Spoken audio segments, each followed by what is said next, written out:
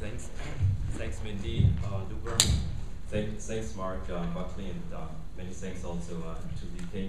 I want to start us off here with a question to all three of you. In a world that so much values economic growth in shareholder values, that then spins off returns on my retirement funds, that sort of permeates the entire society, where does the carbon reduction strategies that you promote, how does that stack up? Well, I can take a quick shot at it, and my colleagues, no doubt.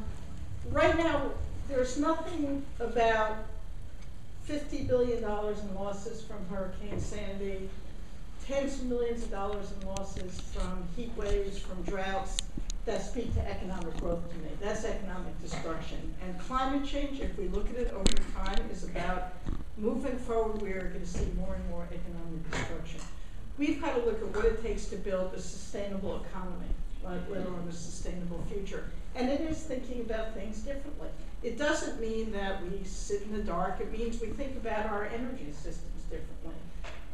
In the United States, we have an enormous way to go to shift from coal to renewables, to more energy efficiency, to natural gas, if we could regulate fracking in a way that works and deal with the flaring that my colleagues talked about.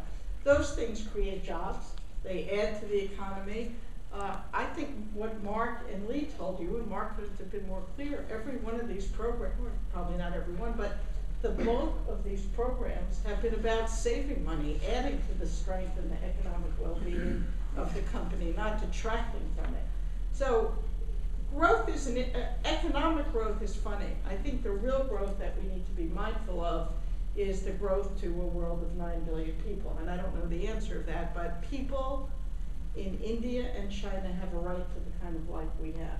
You know, we want to now dictate to everybody that we all have to bring our carbon footprint down, and we do, but we do have to think about equity at the same time. For people who have lived with nothing and who have the ability to have more, some of that will take energy, it'll take resources, and that's a pretty confounding issue as it relates to climate. But certainly, addressing climate is not about destructing our economy, it's about building our economy if we think about it smartly. We talked about how they're using products differently and composting. That's not costing them jobs, it's doing things differently.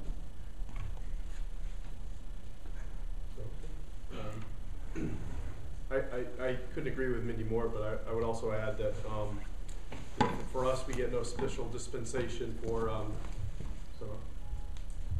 we get no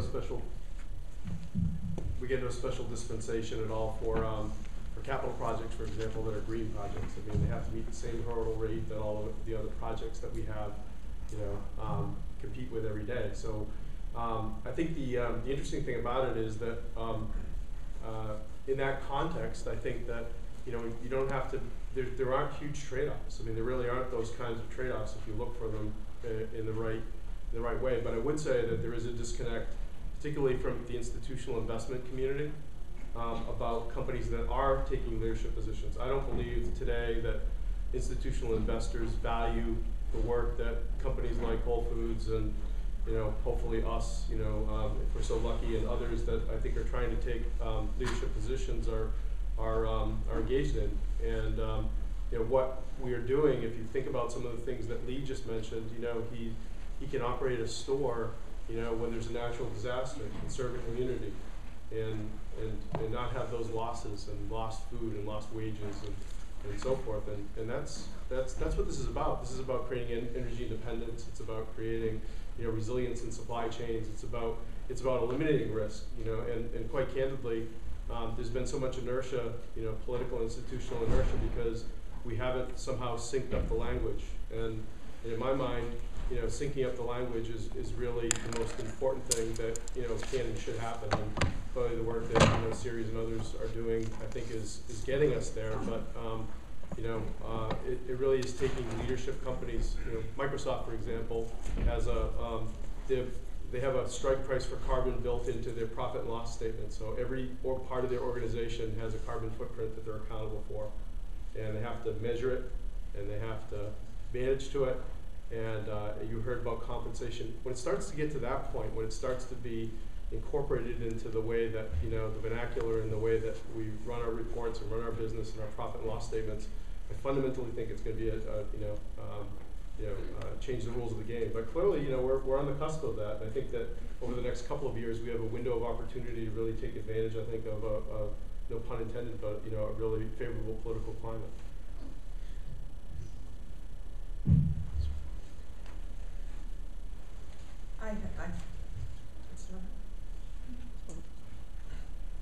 There's so many layers of what you were talking about. So let me just start with maybe a question for the two of you.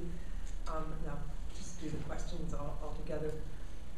When you talked about businesses getting it, but ended with the very important point that you can't rely on businesses getting it on their own. And there has to be regulation.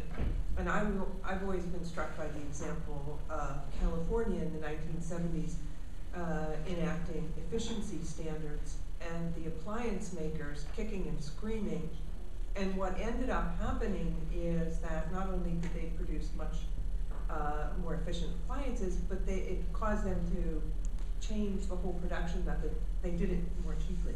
And so I wonder where you think we are kind of in the need for very strong regulation versus some kind of tipping point where enough businesses are starting to get it, that this is in their interest for profit making. And then for the two of you, what struck me is, Mark, you started out by saying our customers don't care about this. And you started out, Lee, by saying our customers do care about this. And so, you know, as you were talking, I'm thinking, I hope we get our supplies from Staples, because this is a really good company. And why don't you try to educate your customers and try to use that as a selling point, that we're just as cheap and we're better? And what I wondered from you was, what we were talking about on the way over, at what point do you say, okay, we're driven by what our customers want to buy, you know, if they want California, if they want strawberries in the winter, versus this week there's been a lot in the papers, or at least online, about quinoa from Peru and asparagus, so that it's draining the water table there, increasing the price of a staple there. At what point do you say, I don't care what our customers want, we have to educate our customers, you know, that this isn't the right thing to do? It's a lot of questions. Okay, quickly, are we near the tipping point? Do we need strong regulations? I think we have some big challenges and we need strong regulations. But the key is this sense that, and we hear certain people say it, all regulation is bad, it's anti-business, it's bad for the economy. I mean, that's the point that doesn't sit right, and that I would argue isn't right. The fuel economy standards that I referenced before, going from 27 miles per gallon to a mandate of 54, that's strong regulation. That is doubling the fuel economy standards for cars. And we were able to get Ford and GM and the US automakers to support it. And they are now at their, we just came from, or several colleagues of mine from the auto show in Detroit, they're now showing their electric cars, their hybrid cars, their cars that if you get to 54 miles per gallon 10 years before they're mandated to do so. So you've got to turn these around as an economic advantage. But I refuse to accept that regulation is necessarily bad or anti-economy. It needs to be thoughtful, it needs to be fair, but the knee-jerk reflexive response to all regulation out of the EPA is a bad thing. It doesn't add up. It doesn't make sense. We've seen regulation after regulation. I mean, let me use one other example. Natural gas is going to be part of our future. It is cheaper, it is available, it's what's going to make the United States energy independent. Now that shouldn't come at the expense of, and it is a little bit, and we need to be mindful of renewables and efficiency. We need to do everything about it. Natural gas will be part of the fuel, whether we like it or not. The bottom line is it has some real problems. The fracking, the putting the pipes into the rock in the ground, is causing water pollution, and it also has the flaring that's causing the methane gas that's more damaging than the average carbon emissions. The answer is not to say no natural gas. I don't think the economy is going to be able to support that, but it is to say we can't go forward with much more natural gas until we regulate it responsibly. But nobody wants more water contamination at a time when the Mississippi River is as lower than it's ever been, and dangerously so. And nobody wants the flaring to be making our carbon problem worse. Those things can be dealt with. We just need to be mindful of technology is clearly part of the solution, but we've got to do so. We can't come out with new things with wild abandon. It has to be thoughtful. I don't expect natural gas is going to go away. What natural gas producers should be seeing, there's a moratorium in New York State now for more natural gas because of fracking or for more fracking. I feel like it's in everybody's interest. Let's put some new regulations in place so they don't have the fits and starts of moratorium or not. We ought not to have lots more natural gas if we can't deal with those problems, but regulation can. It is the mindset that all regulation is bad. That is a myth. We ought to be able to rebut it, and I think we have many people sitting at this table who can do just that. Now, having been a regulator and coming out of a regulatory agency, there are some people who make the regulated community feel like criminals. When I was a regulator, I tried to change that. It should be about beyond compliance, not just compliance. It should not be about, enforcement for enforcement's sake. So I understand where that mindset has come from, but it's unfortunate. Regulation is not ipso facto bad. In fact, I think it's quite important.